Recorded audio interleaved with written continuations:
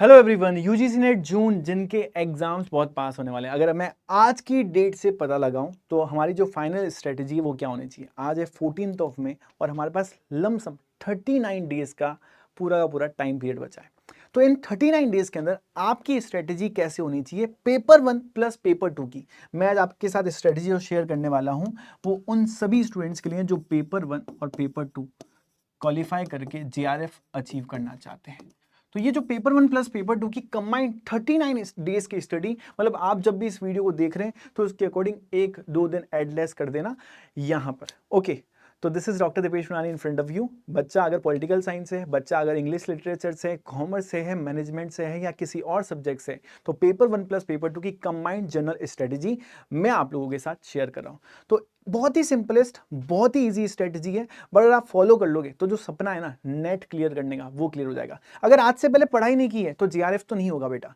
अगर आज से पहले बिल्कुल भी नहीं पढ़ा है, कोई ना तो बैच की क्लास अटेंड की ना वाईटी की क्लास अटेंड की, तो जीआरएफ की उम्मीद मत रखना। बट टू द पॉइंट में एक चीज बोलूंगा कि अगर आप पहले से पढ़ रहे हो और इस स्ट्रेटजी को आपने फॉलो कर लिया तो जेआरएफ की उम्मीद नहीं, जेआरएफ हो गया ये समझो। ठीक है, तो क्या स्ट्रेटजी है आपके साथ शेयर करता हूं मैं आप लोगों के लिए। अब समझेंगे इस पूरी स्ट्रेटजी को, है ना। इसको बनाने के लिए बहुत सारी थोड़ा सा रिसर्च गया है, बट इस रिसर्च के अकॉर्डिंग आप इस पार्ट को समझें यहाँ पर। ठीक है, सबसे पहले हमारे पास वी हैव 39 डेज। अगर मैं आज के डेज से स्टार्ट करूं, 14 में है, 14th में है, 39 डेज हमारे पास है।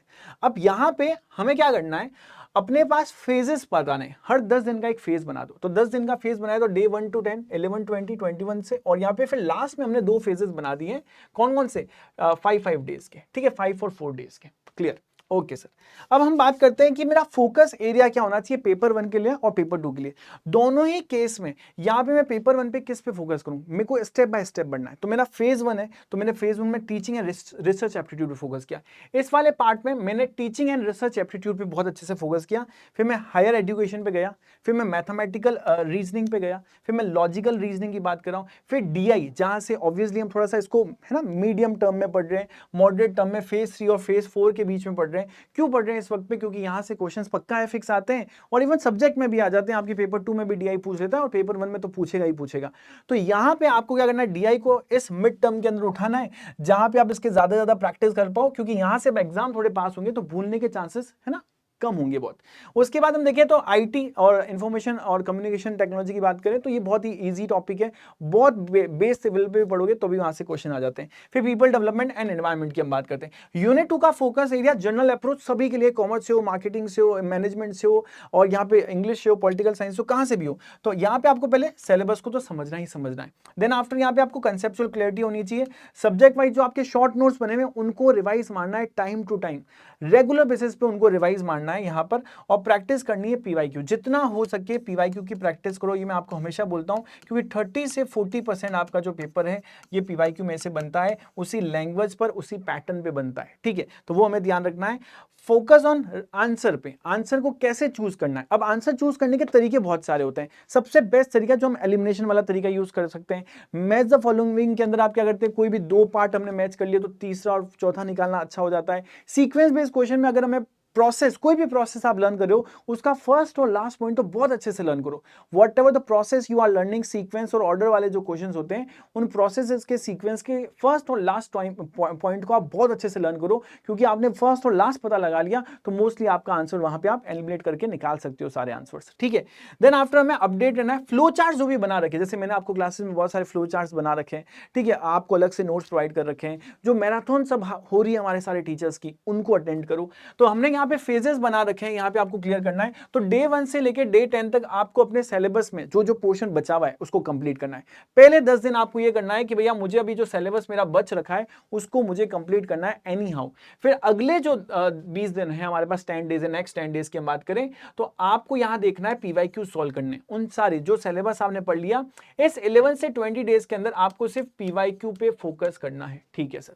फिर नेक्स्ट ये आता है कि यहाँ पे आपने पीवाईक्यू फोकस किया, आपने कहीं ना कहीं मिस्टेक की होगी, आपका वीक एरिया होगा वो आपने फाइंड आउट किया होगा। फिर 21 से 30 डेज में आप अपने वीक एरिया को इंप्रूव करेंगे, पीवाईक्यू प्लस मॉक साथ साथ लगाएंगे 3-3 दिन के गैप से। 3 डेज के गैप से आप पीवाईक्यू और मॉक क्या करने वाले हो, यहां पर साथ साथ लगाने वाले हो। 3 डेज के गैप से, मतलब कि 3 दिन, मतलब कि 10 डेज है तो 3 मॉक आपके लग सकते हैं, और जो वीक एरिया है उसको बाकी 2 डेज में आपको रिवाइज करना है। ठीक है, उसको स्ट्रॉन्ग करना है। नेक्स्ट आता है फेज 4, जहां पे हमारा 31 से 36 डेज की हम बात करें तो जो शॉर्ट नोट्स बना रखे हैं उनका रिवीजन होगा। हाई वेटेज टॉपिक जो होते हैं, जो मैराथन्स के टॉपिक्स होते हैं, वो आपको आराम से रीड आउट करना है। टाइम मैनेजमेंट पे फोकस करना है, क्योंकि एट द एंड अब यहाँ पे एग्जाम थोड़ा से क्लोज है काफी, तो आपको ये चेक करना है कि आप यहाँ पर उस टाइम पीरियड के अंदर मॉक को सॉल्व कर पा रहे हो या नहीं। 3 आवर्स के अंदर पेपर 1 प्लस पेपर 2 दोनों सॉल्व हो रहा है या नहीं हो रहा है, तो वो चीज का भी हमें ध्यान रखना है। पेपर 1 को भी फोकस करना है, पेपर 2 को भी फोकस करना है, तो उसके बेस पे आपको दोनों चीजों को सॉल्व करना है, ठीक है।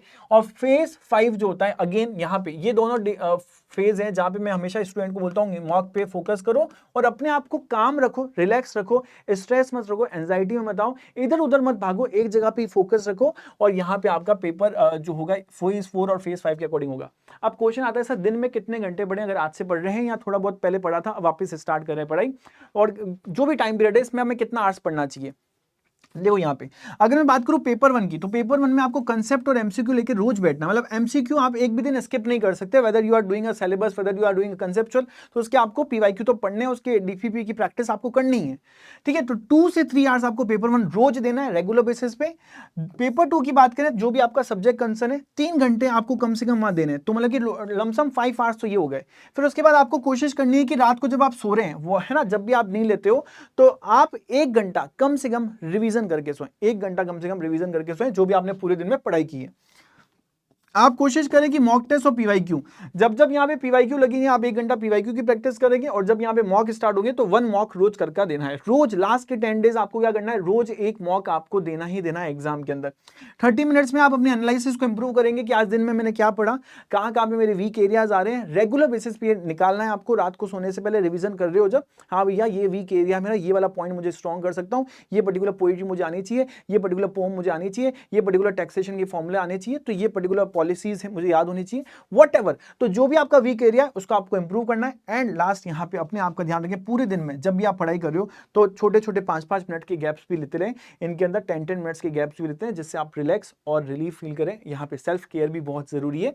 तो ये सारी चीजें, और अपने खाने वाने का भी ध्यान रखें, ज्यादा खाना नहीं खाएं, रात को पढ़ाई नहीं होगी, और एक्स्ट्रा एक्सेसिव फूड नहीं ले, और बाहर का खाना नहीं खाएं। इन सारी चीजों से आपकी स्ट्रैटेजी पे भी फर्क पड़ सकता है। तो ठीक है, घर में रहें, अच्छे से पढ़ें, जो टाइम पीरियड बना रखा है, जो टेबल मैंने बना रखी है, उसके ऊपर फोकस करें। आज अगर डिसिप्लिन तरीके से तैयारी कर ली तो विक्ट्री कल पूरी की पूरी तुम्हारी होगी। आई होप जो पूरी स्ट्रेटेजी है, जिस भी डे से आप फॉलो करना स्टार्ट कर रहे हो, इस फेज में, जिस भी फेज में आप आए हो इस वीडियो को देखने के बाद, तो इसको रेगुलर तरीके से फॉलो करेंगे। यहाँ पे मैंने बता दिया आपको किस तरीके से आगे बढ़ना है, कंसेप्ट, देन यहाँ पे हमारे पास वीकनेस, पीवाईक्यू, फिर weakness, and then after mock test की प्रैक्टिस, उसके बेस पे आगे बढ़ना है। ओके, तो मिलते हैं अगले सेशन में और अमेजिंग अपडेट्स और वीडियोस के साथ।